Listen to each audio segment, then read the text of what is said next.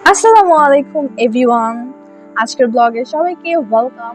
আমরা চলে আসলাম আপনাদের মাঝে নতুন একটি ভিডিও নিয়ে। ঈদের আগের দিন রাত মানেই চাঁদ রাত, আনন্দে ভরপুর একটি পরিবেশ।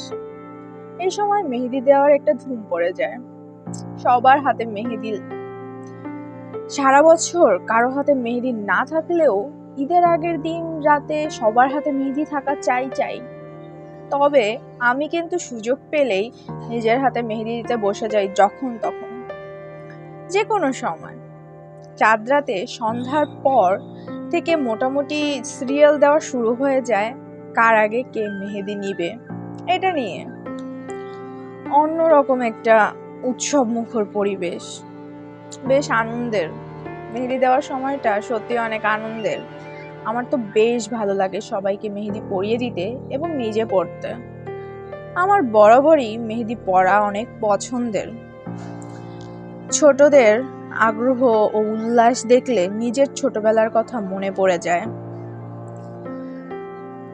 ঈদের আগে ফ্যামিলির সবাই এক হতাম, কতদিন পর সবার সাথে দেখা হতো। কি যে আনন্দ!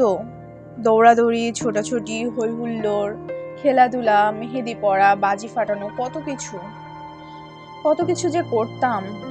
কত সুন্দর ছিল সেসব দিন।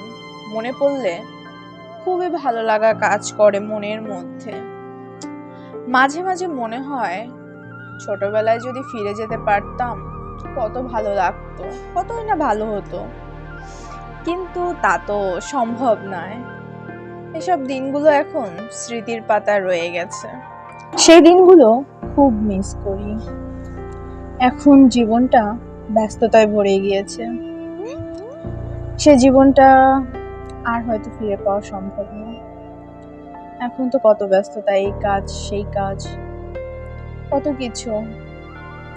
সেই দিনগুলো সত্যি অনেক মধুর ছিল।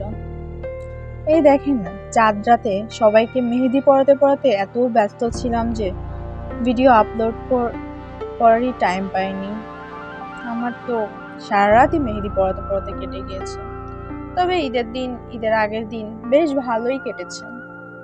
আপনাদের কিভাবে চাঁদ রাত এবং ঈদের দিন কাটলো অবশ্যই কমেন্ট করে জানাবেন। কিন্তু দেখুন তো হাতগুলো কেমন লাগছে। আজকে না হয় এই পর্যন্তই। কথা হবে, দেখা হবে আবারও নতুন কোনো ভিডিওতে। ততক্ষণে সবাই ভালো থাকুন, সুস্থ থাকুন। আল্লাহ হাফেজ।